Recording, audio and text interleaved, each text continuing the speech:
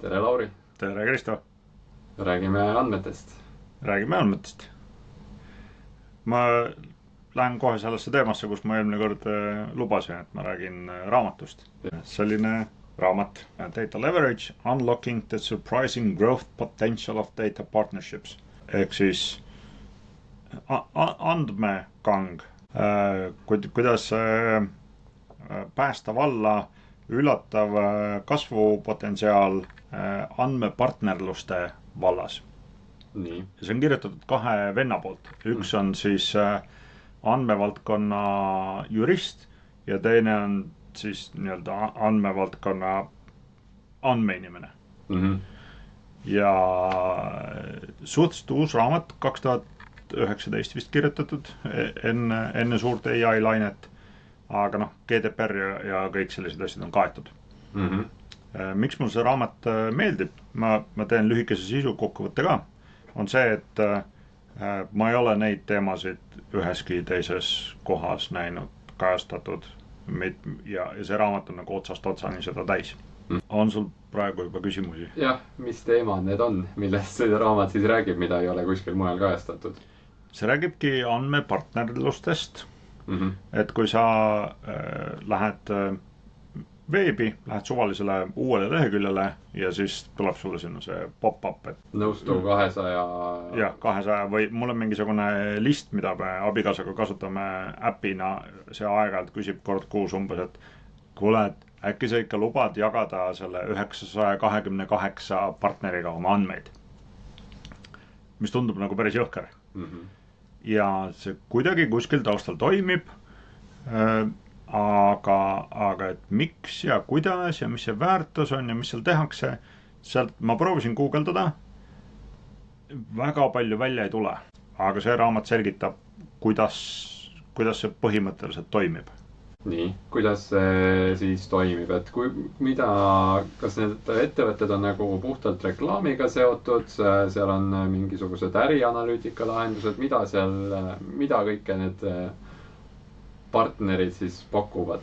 Selle raamatu põhiline punkt on tegelikult see, et kui sa oled ettevõte, siis sa toodad mingisugusel kujul andmeid väga palju.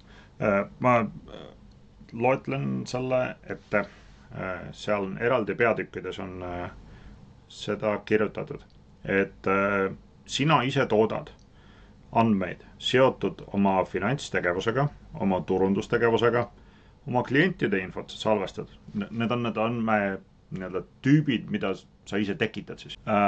Praeguste ja endiste töötajate ja samuti kandidaatide info. Keegi kandideerib, sul jääb mingi märk maha sellest. Ja.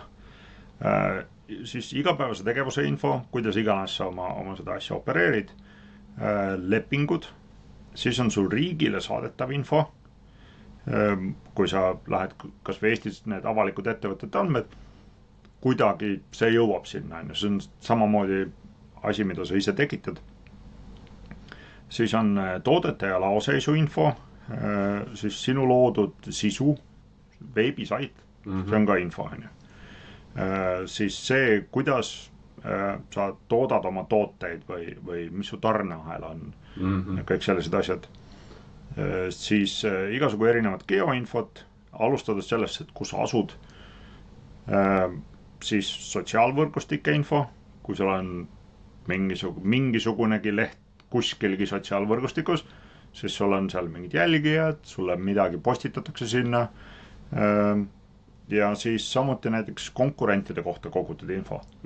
Ja see on nagu väga üldine, mida peaaegu kõik ettevõtted teevad. Et kuhu iganes sa lähed spetsiifikas rohkem, siis on nagu väga palju veel. Kuidas ma ettevõttena nendega sõlmin siis selle kokkuleppe, et nii ma hakkan nüüd teile andmeid andma ja teie annate mulle raha vastu või mis see partnerlus endast hõlmab? Me jõuame sinna. Okay. Nemad nimetavad seda oma Data Smart ehk andmetarga meetodiks. Ja need meetodi osad, see on 4-sammuline meetod. Esimene on Identify ehk sa kõigepealt peaks aru saama, et mis sul on.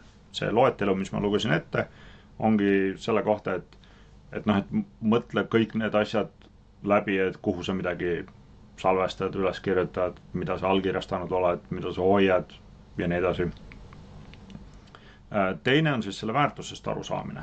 See on eraldi samm, seal on eraldi peatükid raamatus selle kohta, kuidas sellest mõelda. Ma teen ka lühikese kokkuvõtte selle kohta. Kolmas samm on nende andmete struktureerimine.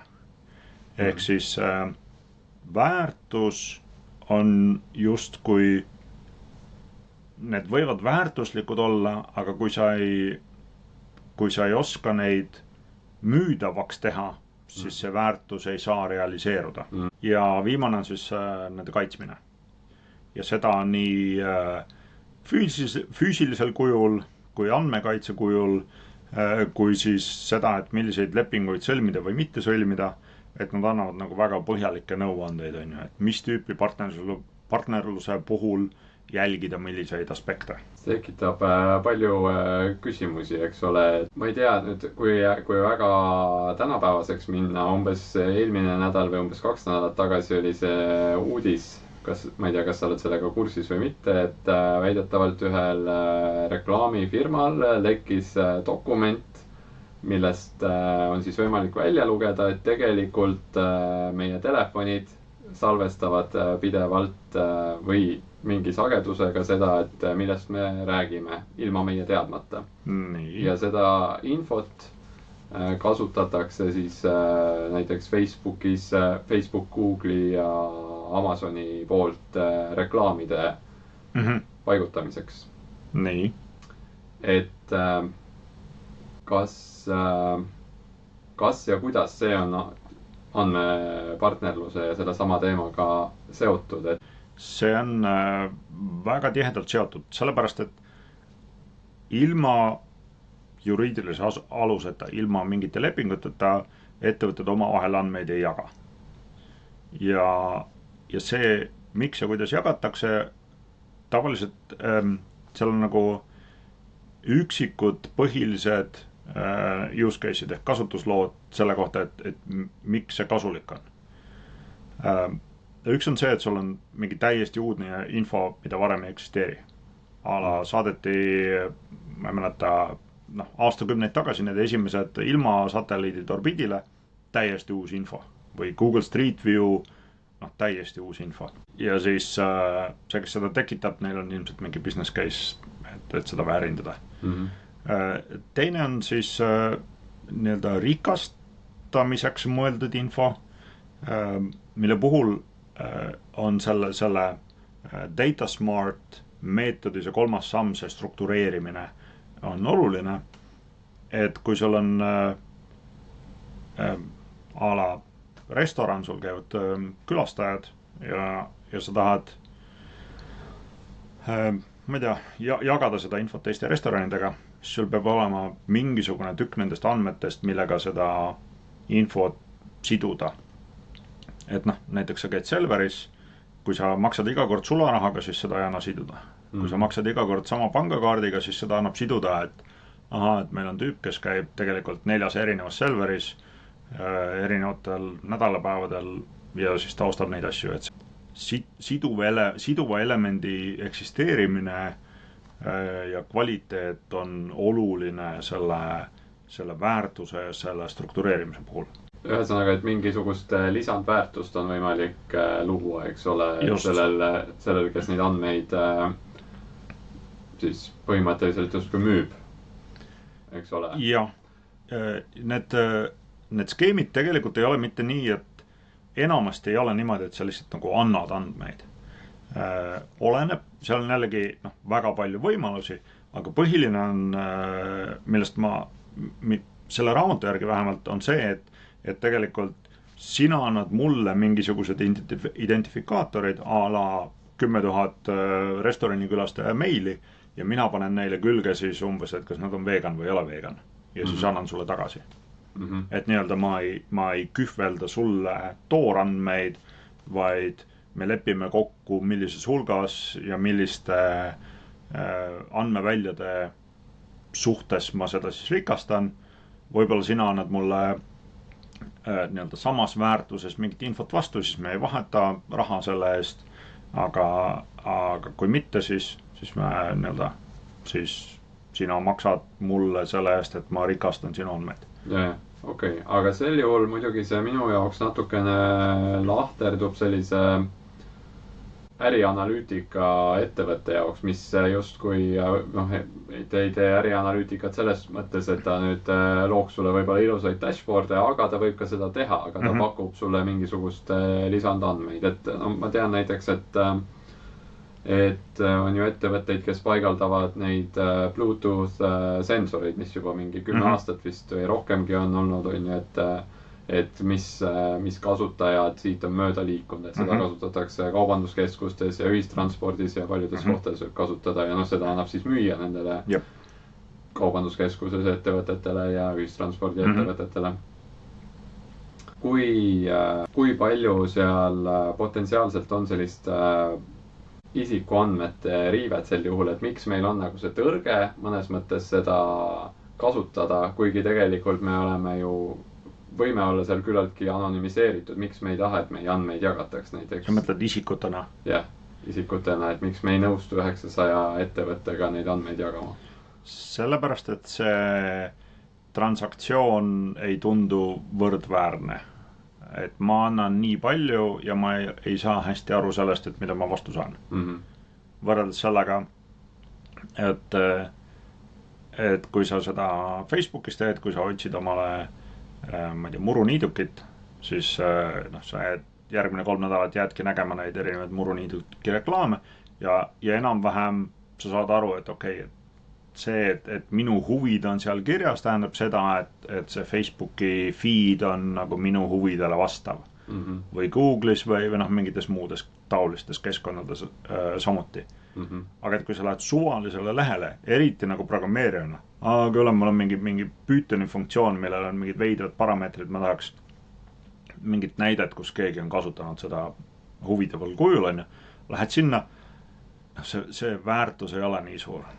Pigem küsin seda ChatGPT käest juba või mingi muu AI tööriista käest, kes ei näita mulle reklaame.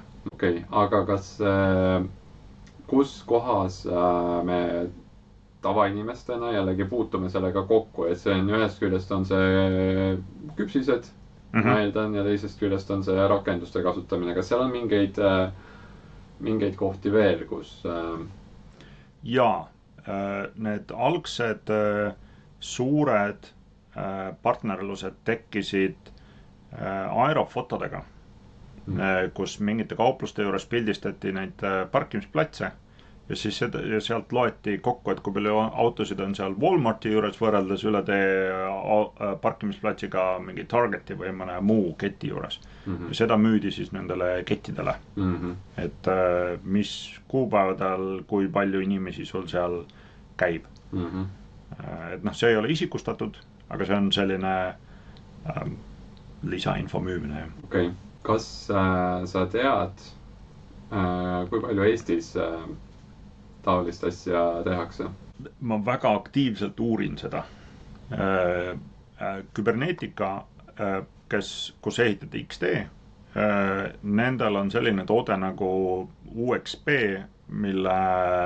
mis pakub lahti Unified Exchange Platform või midagi taolist.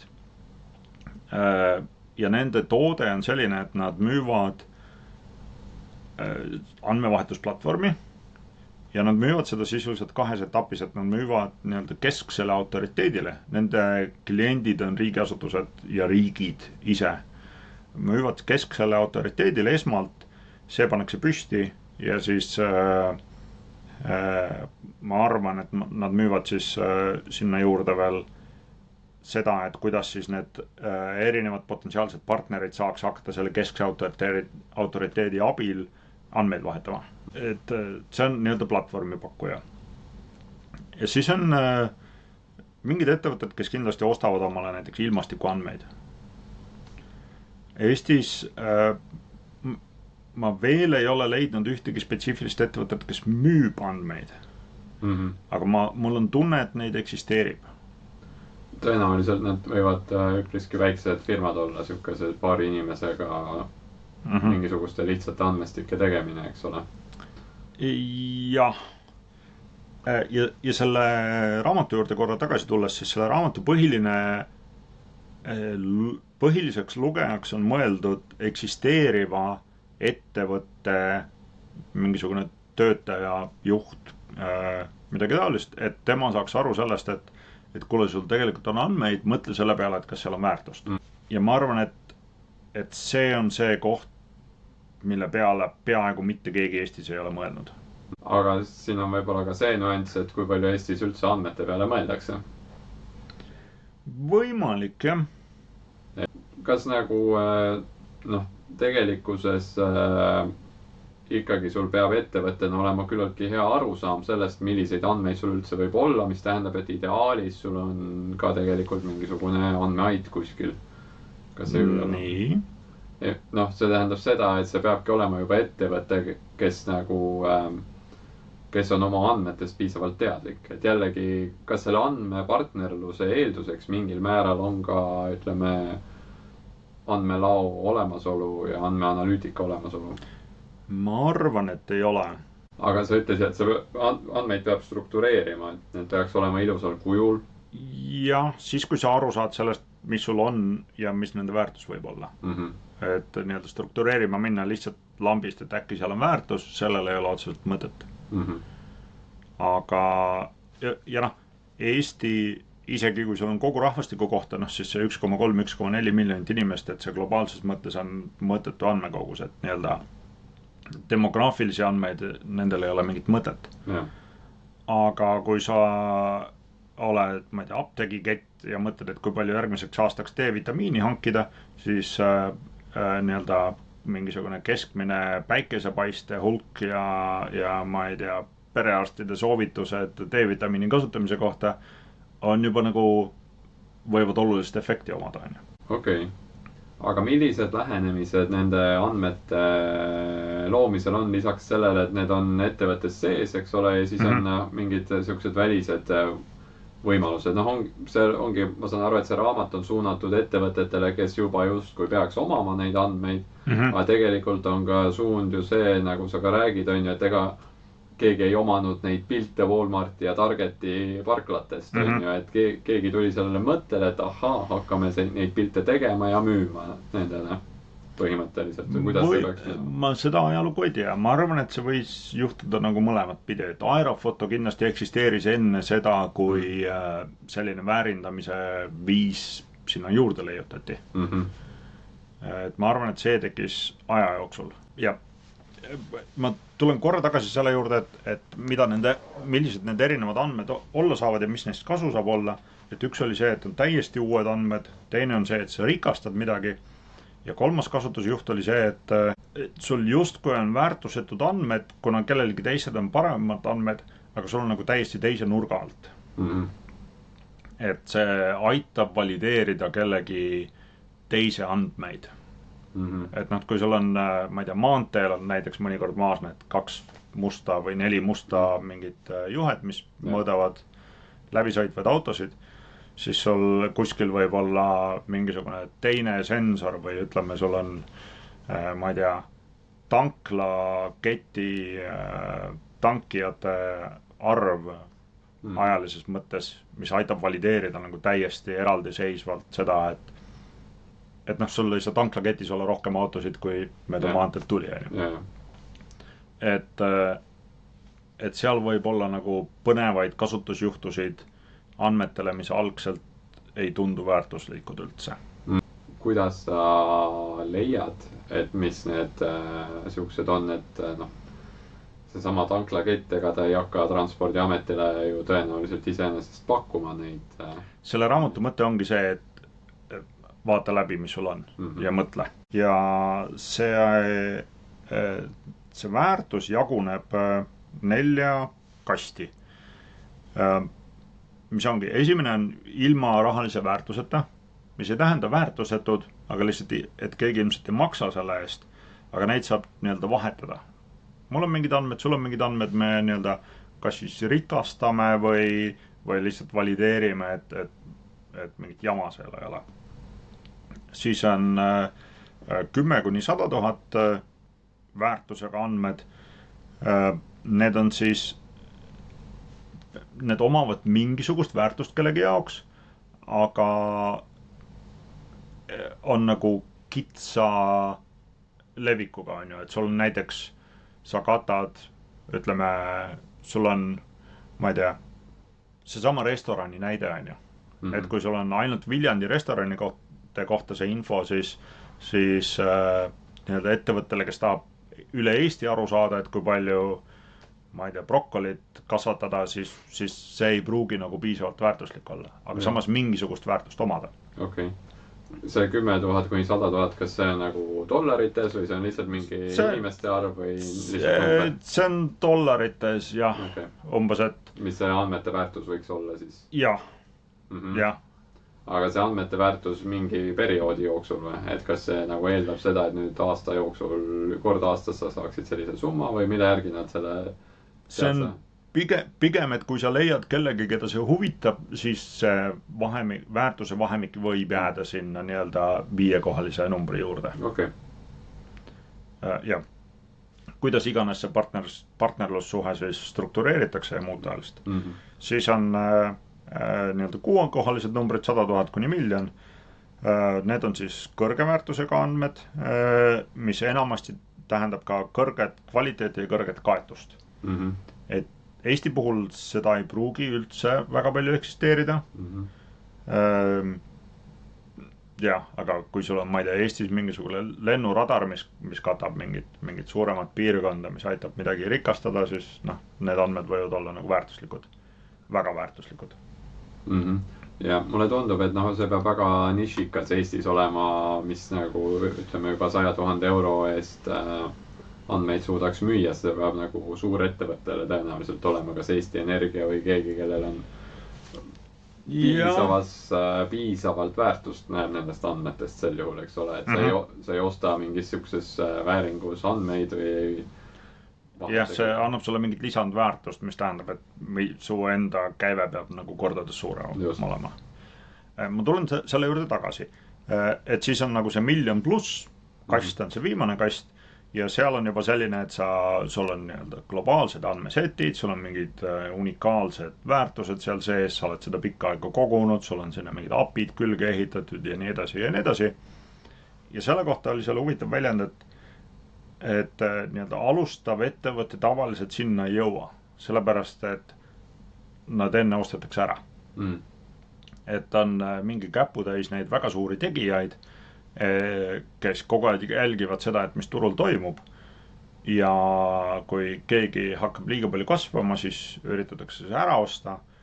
Kui ära ei õnnestu osta, siis pannakse oma mingisugused miljonid ja 10 miljonid sinna sisse ja tekitatakse samasugune dataset endale. Et see on see miljon pluss väärtus. Ehk siis sisuliselt kõik muu jääb sinna nagu vahele. Ja sinna nii-öelda see 100,000 pluss kasti tulevad ka juba sellised nii-öelda andmeid koguvad ettevõtted ka, et kui sa teed, ma ei tea, mingid meresensoreid või midagi taolist, et siis need kogutavad andmed saavad siis väärtuslikud olla. Okei.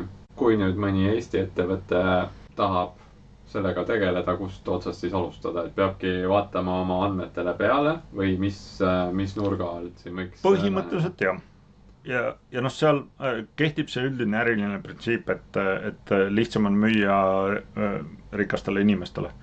Et kui sa leiad midagi, mis on mingitele nendele hedge fundidele väärtuslik või jõukatele krediidiasutustele väärtuslik või midagi muud taolist, siis see võib nagu kasulik olla. Finantssektor on muidugi kõvasti reguleeritud, et seal see nii lihtne ei ole, aga see ongi see koht, kus leidlik ettevõtja saab aeg-ajalt tekitada omale nii-öelda kõrvalt seda lisandväärtust. Ja see on selle raamatu põhiline mõte, et vaata ja mõtle ja et kellel see võib väärtuslik olla ja et võib-olla see on sul nii-öelda lisasissetuleku allikas siis. See tundub päris huvitav, sellepärast et noh, tegelikult laias laastus mitmed tänapäeva siuksed suured tehnoloogiaettevõtted on nagu peaaegu puhtalt minu meelest selles valdkonnas, et meil on ju nii palju tasuta teenuseid nagu Google, Facebook, LinkedIn on ju kõik need sotsiaalmeedia platvormid, ükski minu arust ei ole selline, no okei, Twitteri eest natuke midagi võib-olla peab maksma, kui sa mingit asja sealt tahad saada. Nüüd on ka Medium tasuline näiteks. Aga enamik neist eksisteerivad selle peale, et neil ongi nad koguvad lihtsalt andmeid ja andmed on müügiks. Nii nagu ma aru saan, siis on see, et selle raamatu üks eesmärk on see, et võib-olla siis sellised tavapärasemad ettevõtted hakkaksid ka natukene selles suunas mõtlema, et äkki oma ärimudelit ka justkui teise nurga alt rakendada. Näiteks ma olin Starshipis üle 4 aasta. Starshipil on unikaalne andmekogu kõnniteedest. Starship ei tegele minu teada praegu selle nii-öelda otseselt nende andmete müügiga, aga see on unikaalsed andmed, et noh, see tegelikult kuskil võib-olla keegi, kes seda väga väärtuslikuks peab. No jah, nii palju kui ma olen nagu selle teadusliku poolega kursis, siis just kõikide nende robotite treenimiseks on need andmed üliväärtuslikud. Okei, kas Bondoras on ka mingisuguseid selliseid andmeid? Oled sa mõelnud sellele? See on see finantsasutuse teema, et isegi kui on, siis nii-öelda ka enda tarbeks kasutamine on väga reguleeritud ja nende andmete hoidmine.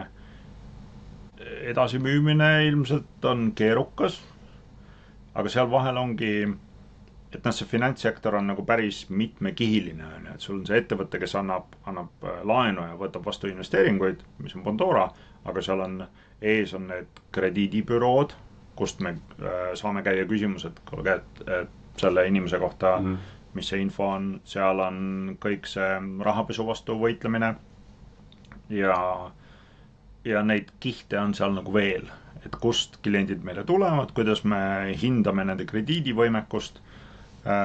Päris palju sellest on samuti reguleeritud, kuigi tegemist ei ole otseselt finantsettevõtetega.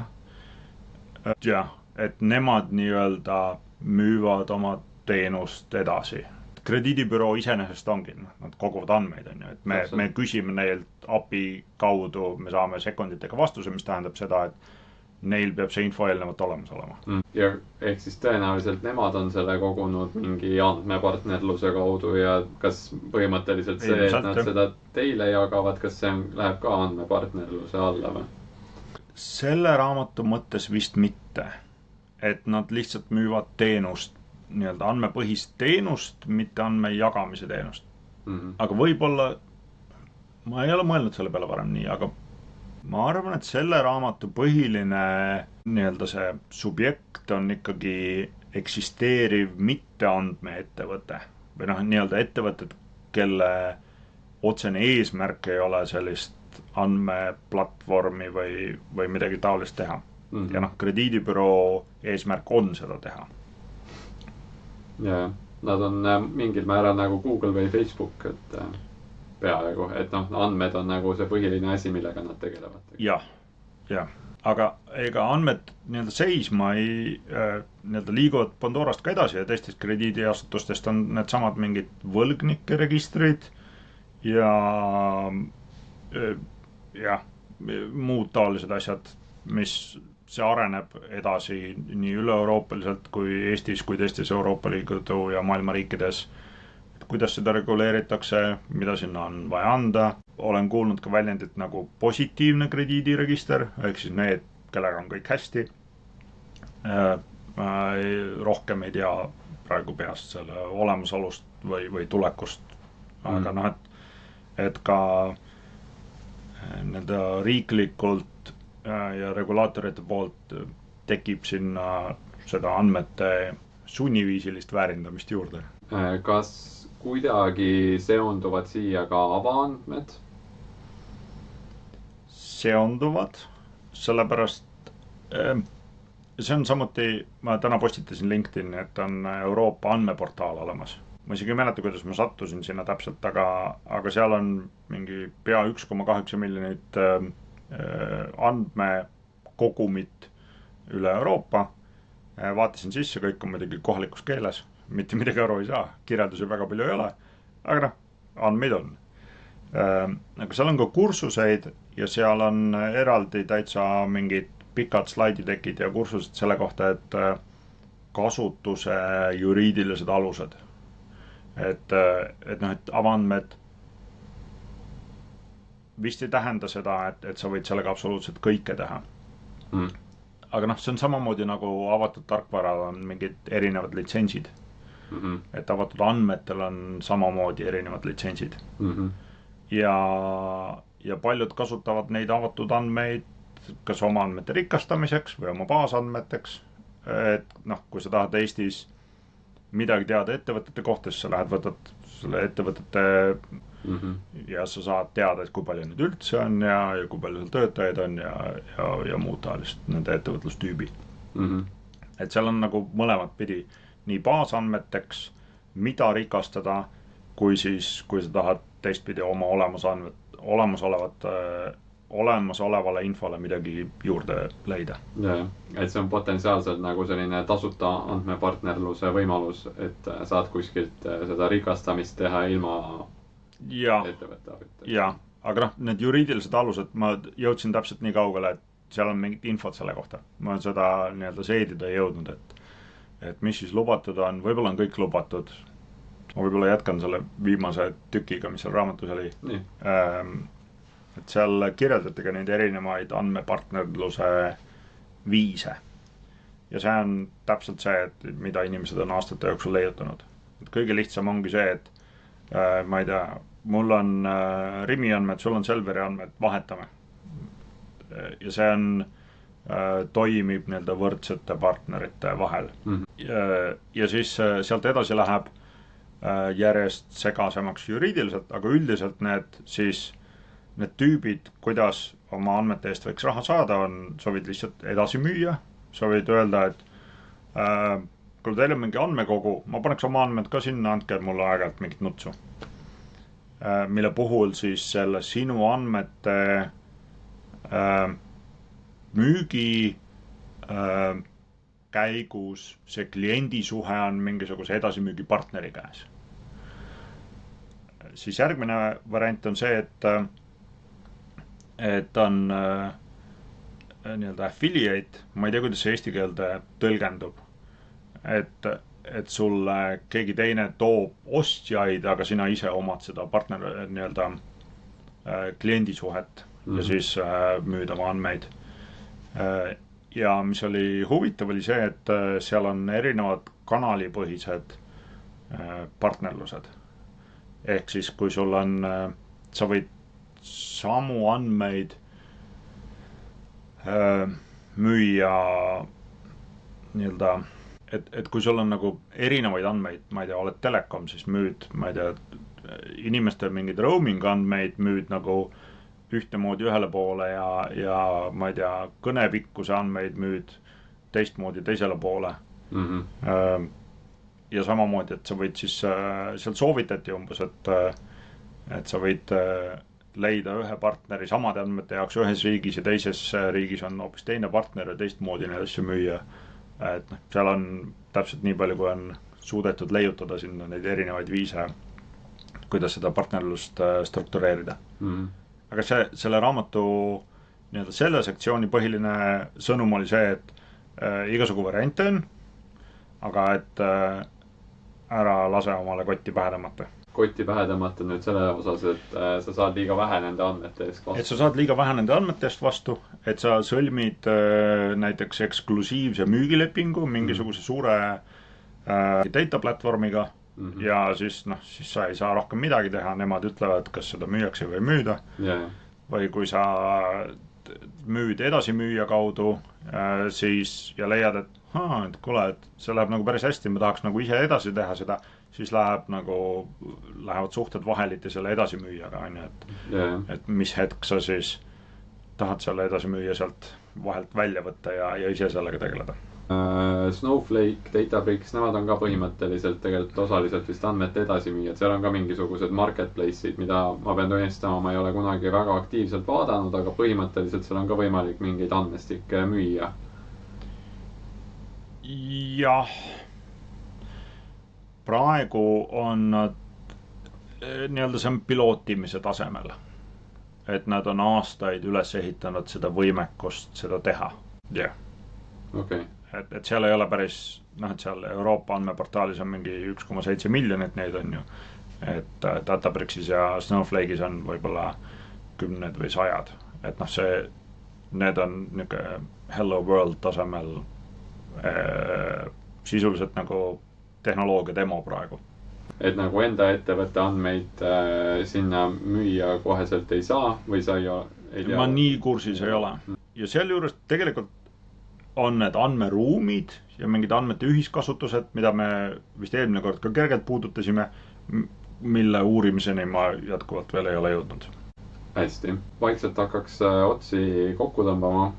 Küsiks sükast asja veel, et mis on võib-olla, kus sa näed praegu, et mis on see number 1 selline, ma ei tea, ettevõtte või valdkond Eestis, millel oleks potentsiaali oma andmeid siis sellises andmepartnerluses rakendada? Mul on mõtteid selle koha pealt, jah. Selge. Jääb diplomaatiliselt korrektne vastus. Jah, ma ei ole seda... Ma olen üksikute inimestega rääkinud sellest oma mõtetest siis. Aga ma täpsemaks praegu ei läheks. Selge. Ma arvan, et on. Jah. Mitte nagu super suures mahus, aga samas see on proportsioonis nagu ettevõttega, on ju. Et kui sa oled miljoni käibega ettevõtte, siis oodata, et sa saad 100 miljonit käivet oma andmete müügist, see ei ole realistlik. Aga et 10% oma käivet kasvatada andmete müügist, ilma et see oleks nagu väga palju midagi juurde peaks tegema, see tundub ju nagu hea. Mulle tundub, et neid potentsiaalseid võimalusi on kindlasti palju ja ma eeldan, et neid ka suuremad ettevõtted rakendavad nagu Bolt või Wise või Swedbank. Sa mõtled müümisel või ostmisel? Mõlemat pidi tegelikult. Võimalik. See ongi võimalik. Ma ei ole kohanud veel kedagi, kes ütleks, et nende ettevõtte müüb andmeid. Aga ma arvan, et selle kohta kasutatakse võib-olla teistsugust terminoloogiat. Ma ühe selle raamatu autoriga võtsin ühendust LinkedInis, kusjuures nii-öelda ajasime juttu ja ma küsisin ka, et on need isikuandmed. See on selge, seal on terminoloogia, seal on regulatsioonid, sellega on selge. Aga mis on need mitteisikulised andmed? Okei, sul on geoandmed, on ju, aga et kui sul ongi, ma ei tea, mingid 10 000 autot päevas sõidab sellelt teelt läbi, mis asi see siis on nagu? Et kas, ja see ei ole isegi ettevõtete kohta, aga et kui sa, ma ei tea, Boltina oled intervjueerinud 500 000 inimest, see on nagu päris suur hulk andmeid. Seal on need intervjuud, seal on mitmed intervjuud, sa oled küsinud igasugu asju, on ju, mingi osa sellest säilitatakse, mingi osa on struktureeritav, võib-olla on sul mingid salvestused, mida sa saad AI-ga nüüd üles kirjutada, mingid asja teha nendega. Seal on nagu ilmselt on mingeid võimalusi. Võimalusi on kindlasti päris palju selles maailmas. Ja samamoodi, et ega ta on nagu kahepoolne. Et kui Walmart ei taha osta seda infot, et kui palju neil autosid on parklas või nad ei oska sellega midagi peale hakata, palju õnne selle väärindamisega. Nojah, see on nagu kogu elu, eks ole, et kui pakkumust on, aga nõudlust ei ole, et siis ei ole selle pakkumisega midagi teha. Jah. Ja ma arvan, et see võib olla üks neist põhjustest, miks kogu selle sektori kohta on päris vähe infot. Kuna see päris palju väärtust tundub olema selles leidlikkuses, mida peale hakata. Et kui sa oled tõesti, ma ei tea, Selver ja sa suudad tõsta oma käivet seal, ma ei tea, 3%, mis jaekaubanduse marginaalide puhul on nagu suur protsent, tänu sellele, et sa mingeid andmeid suudad kellelegi edasi müüa ja keegi teine ei tea, et sa seda teed, siis see on nagu päris suur võit, ma arvan. Ja ma arvan, et see on põhjus, miks sellest ei räägita.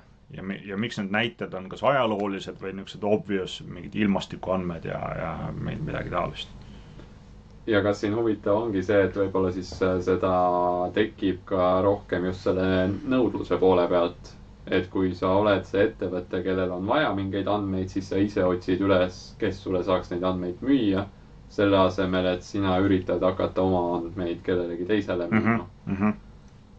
See on samamoodi leidlikkus, et noh, enne kui krediidibürood tekkisid, siis ma mäletan, kui ma võtsin õppelaenu, siis ma täitsin mingid ankeedid ja mul olid käendajad, tänapäeval on vaja ühte käendajat, siis oli vaja 2 käendajat, nad nii-öelda pidid ise selle kõik koguma. Aga aja jooksul tekib juurde neid erinevaid võimalusi seda infot nagu mujalt ja odavamalt saada. Et see on leidlikkus nagu ostja poolelt ka. Et natukene seda nii-öelda upstream thinking, ülesvoolu mõtlemist, et mitte sa ei tegele nende tagajärgedega või oma olemasoleva asja optimiseerimisega, vaid võib-olla üritad mõelda, et okei, kuidas ma saaks midagi juurde või midagi targemat teha. Just, mis see suurem pilt on. Jah, kuidas ma saaks mitte saata 100 000 ettevõttele e-kirju, vaid võib-olla saaks ainult 1000 saata, kes tegelikult mind huvitavad. Tundub põnev. Tundub väga põnev. Aitäh, Lauri, selle vestluse eest. Aitäh sulle, head küsimused ja mu hääl läks täitsa ära. Kohtume järgmine nädal. Järgmine nädal. Andmed.